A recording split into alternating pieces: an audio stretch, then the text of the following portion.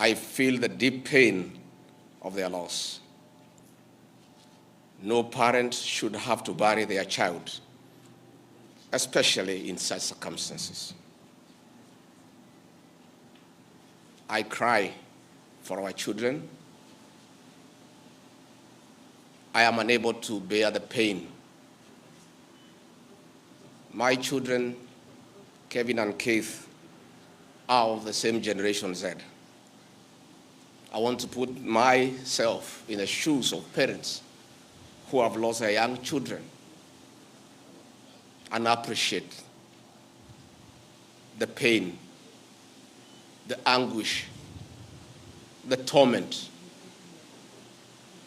Innocent young children whose only crime was to air their views in a democratic country. My heartfelt condolences, that of my wife, Pastor Dorcas, my son, Kevin and Keith, to the grieving families. May the Lord give them fortitude, the grace, the strength to bear the pain. We wish quick recovery to those who are injured and those who are admitted in hospital. The loss and destruction of public and private property during the demonstrations is deeply unfortunate. I empathize with the members of Parliament for the traumatic experience in and out of Parliament. I want to urge our young people that they don't have to destroy property to be heard. I want them to know that members of Parliament are free to exercise their voting right. And should anyone have a problem with a member of Parliament for a certain decision that he or she has made, you'll have an opportunity in the next general election to express your displeasure. Most of those offices that have been touched are public offices put up with the public funds. It's very, very unfortunate. The violence witnessed across the country was unnecessary and uncalled for because violence begets violence. It is unfortunate that it had to get to this. Dialogue is critical to avert similar occurrences in the future. It is now time for restraint and reflection to avoid recurrence of these unfortunate and unprecedented events.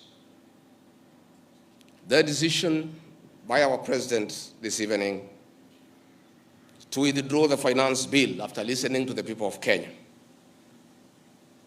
is the new beginning that should nurture the culture of consultation and engagement. The President, in his own admission, has listened to the people and admitted there was a problem that the people were opposed to the bill in its entirety. It is also the beginning of acknowledging that there is a disconnect between the people and their government. I really want to thank the President for listening to the people as he should be. The President, myself, and elected leaders are servants of the people. Going forward, this should be the norm, listening to the people. I'm on record for the last 3 months of asking leaders to listen to the ground. And I'm happy that my boss, my President, has listened to the people of Kenya. As a truthful and honest man, I must acknowledge that we must engage Generation Z and other young people and all Kenyans, including the church, business community, on critical issues facing them. It seems that either we have not listened enough or we have not communicated our intentions effectively, yet many have voiced their concerns. I would like to take this opportunity to ask our leaders to stop the culture of castigating the people with different views and opinions. It is time for leaders to tone down and stop the habit of talking down to the people. And this brings me to the critical issue why I've called this press conference. As Deputy President of the Republic of Kenya, I and President William Ruto were on the ballot and were given a mandate by the people of Kenya directly. I am an elected deputy president, I'm not appointed. I therefore have a responsibility to the people of Kenya, and that responsibility is informed by my belief that honesty and truth are critical components of leadership. We have lost lives, property destroyed, anarchy, fear, uncertainty. How did we get here? How did we get here? We were just elected the other day as a very popular government. Where did the rain begin to beat us? Where did we stop listening to the people? President William Ruto and I were the darling of the Kenyan people by listening to them, by engaging them.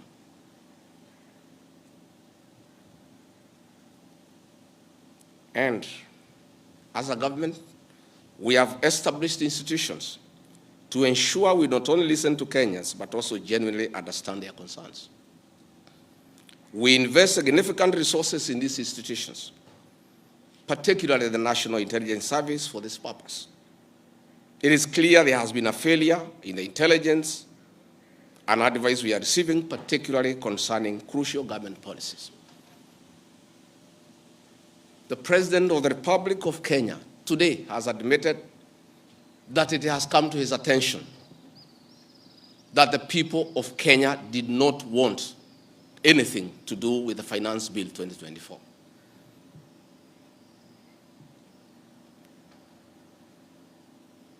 The President has now agreed that we need to listen to the people. And I sympathize with my boss, President William Ruto, because this information was not available to him. I know President William Ruto. Had he known 2 months ago that the people of Kenya did not want anything to do with the Finance Bill 2024, he would not have asked his parliamentary party to push it through. Yet, we have an organization paid by the public to give him and government such information. And that is where the problem is. We have a dysfunctional National Intelligence Service that has exposed the president, the government, and the people of Kenya. Had the National Intelligence Service briefed the president 2 months ago about how the people of Kenya feel about the Finance Bill 2024, so many Kenyans would not have died. Property would not have been destroyed. Offices would not have been touched. There would have been no mayhem. But they slept on the job. It had to take people to die, property to be destroyed, protests across the country for the president to know the truth of what the people of Kenya feel. Yet, there is an organization paid for by the public to brief the president and the government about the feeling of the Kenyan people. Officers of the National Intelligence Service, officers of the National Police Service have told me in confidence they did not get advance intelligence briefs about the magnitude of the protest in Eldoret, in Kericho, in Nairobi, in Githurai, in Embu, in Nyeri. Since independence, there has been protests around Parliament. Never have protesters invaded and gotten inside Parliament. Senior officers have told me in confidence they did not have an advance intelligence brief about the intensity of the protest so that they prepare in advance. The National Intelligence Service slept on the job. And the problem is simple. The Director General of the National Intelligence Service, Noordin Haji, was a junior officer in the National Intelligence Service before he was appointed as DPP. When he was appointed to the office of the Director General, because of inferiority complex, he chased away all the people who were senior to him when he was in the service, therefore crippling the capacity of that service and making it dysfunctional. 3 directors were chased away and reassigned to desk jobs in ministries across government.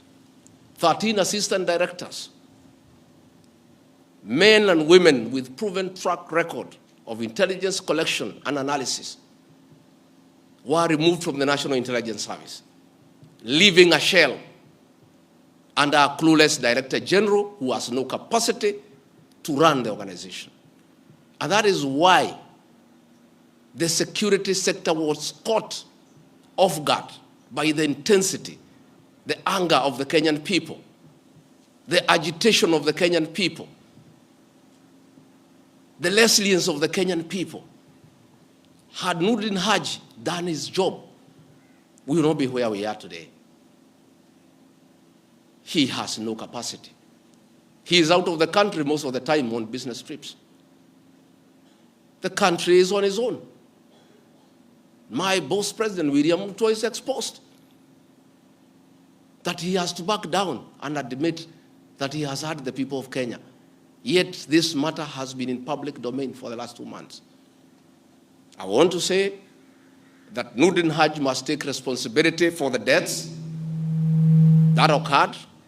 He must take responsibility for the mayhem. He must take responsibility for failing President William Ruto. He must take responsibility for failing the government of the Republic of Kenya. He must take responsibility for failing the Kenyan nation by not doing his job and advising correctly. And he must do the honorable thing, not just take responsibility, but resign from that office and allow the president to pick a competent Director General. I want to request President William Ruto to consider, as a matter of urgency, to recall the 3 directors who are removed from the service and the 13 assistant directors to come and help reconstruct the service and get sanity back to the National Intelligence Service to serve the president, the government, and the people of Kenya. President William Ruto deserves better. He deserves a Director General who knows what he's doing. He deserves a National Intelligence Service that is effective and that can analyze situations and keep him and the government informed on what is going on. It is embarrassing to me as Deputy President that it has taken protests, deaths, mayhem, destruction for the president to know the truth. Yet there is an organization charged with that responsibility. I have publicly stated that under this administration, Kenyans are free to criticize the government without fear of reprisal and state agencies. This was a promise made by both the president and I when we were sworn in. I want to call upon overzealous heads of security agencies not to be tempted to use the criminal justice system to manage politics. Let us manage politics the conventional way, through reaching out, consensus, and concurrence. I am informed that members of parliament who voted no have already been targeted by the National Intelligence Service for harassment for their political stand. This is a promise the president and I gave to the people of Kenya, that never again shall we use the criminal justice system to manage politics. I want to say that the president and I gave a categorical promise to the people of Kenya that the issue of abductions and extrajudicial killings will never happen again. Sadly, this is back. It is unbelievable that the son of the Honorable Attorney General of Kenya, Justin Bidan Muturi, was abducted at night in a commando style by officers of the National Intelligence Service and held incommunicado for 18 hours. Yet, that is the Honorable Attorney General of the Republic of Kenya. What will happen to other Kenyans? I want to ask our law enforcement agencies to dignify the president and I before the people of Kenya and not backtrack on the promises we made to the people of Kenya, that we shall never again use the criminal justice system to manage politics. Yesterday, Noordin Haji was trying to put up a team together to craft lies and propaganda and attribute the chaos that were in the country to leaders, I included, former President Uhuru Kenyatta and others. Yet it is very clear, and the President has admitted, that these protests were caused by the anger of the people of Kenya and their refusal of Finance Bill 2024. I want to call on the National Intelligence Service not to take us back to the dark old days of the Nyayo era, where you create propaganda and schemes to undermine leaders and those you don't agree with. I want to say in conclusion, this is a time for reflection and action. And we need to take immediate steps, as the President has guided, and I'm very happy, to engage the Generation Z. And I want to call that generation to tell us whom to engage, because they are leaderless, they are tribeless, they have no organizational structure, but we would like to engage the right people.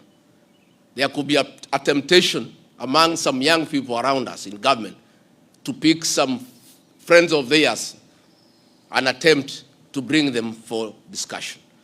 So I want to challenge our young people and salute them for their courage and conviction and the love for their motherland to come up with a structure on how they can engage government in accordance with what President William Ruto has guided this afternoon.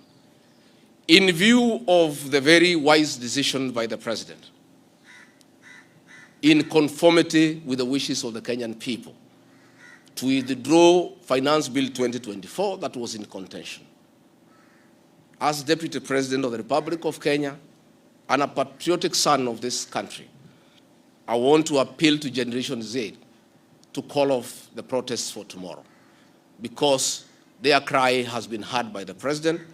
The President has accepted that there was an issue, there was a disconnect, and the President has done the right thing. And I think it's only fair that we call off the protest so that we don't have further loss of lives and destruction of property. It's an appeal that I've made as a father, as a parent, to our young children. We love you, we respect you.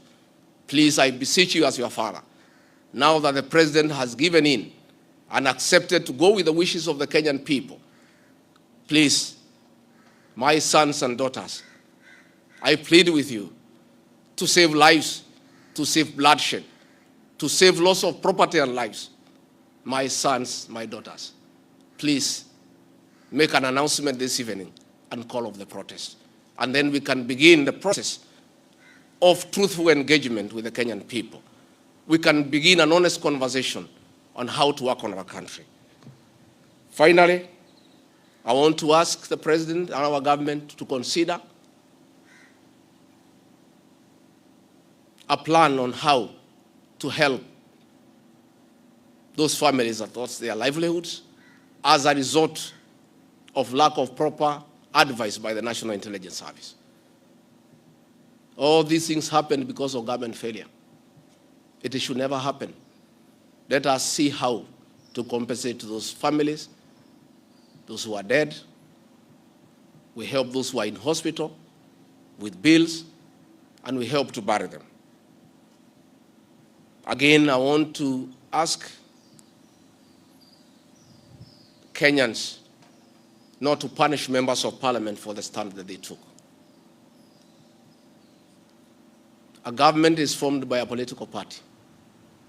Once a government has a program in parliament and decides it is good for the people, members of parliament from that party must toe the line.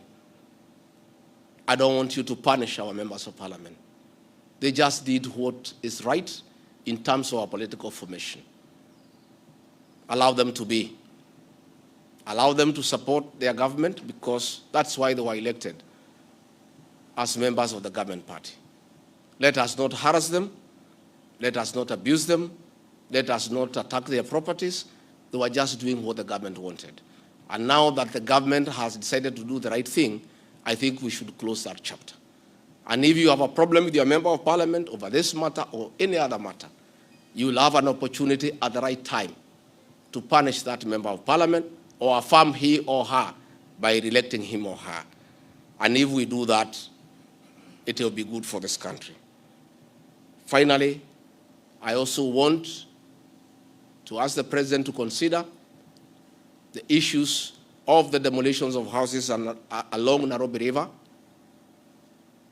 Houses that had approved building plans, built on land with title deed, were demolished, and only a compensation of 10,000 was given, which is unacceptable and unfair. Let us consider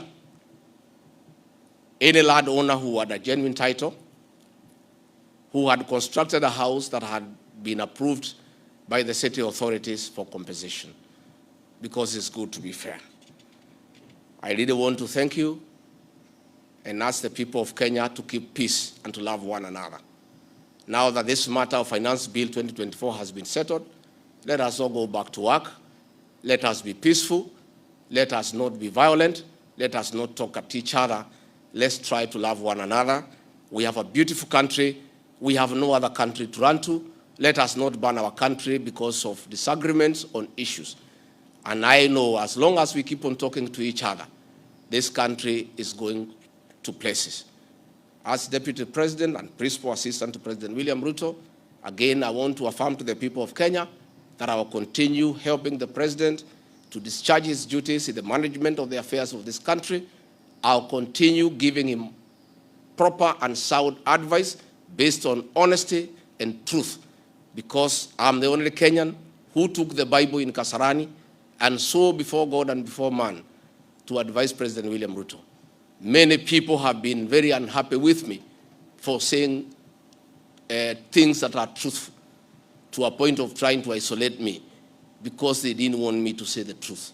But I'll keep on saying the truth. I'll keep on being truthful and honest, because that is what the people of Kenya expect me to do. Thank you very much.